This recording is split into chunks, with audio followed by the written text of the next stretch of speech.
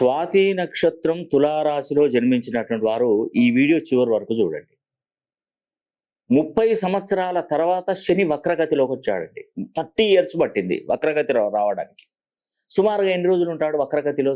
సుమారుగా 138 రోజులు. 138 రోజులు వక్రగతిలో కుంభరాశిలో ఉంటాడు, అంటే పంచమ స్థానంలో ఉంటాడు.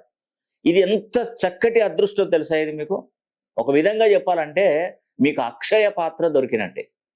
అవునండి, మీకు వరాలు గుప్పించినట్టే శనీశ్వరుడు. అందుకే నేను చెప్తున్నాను, ఖచ్చితంగా పేరు పేరున ప్రతి ఒక్కరికి తెలియజేస్తున్నాను. స్వాతి నక్షత్రం తులారాశిలో జన్మించినటువంటి వారు ఒక్కసారైనా శని హోమం జరిపించుకోండి. మీరు రానవసరం లేదు, పేరు గోత్రనామాలు పంపించండి.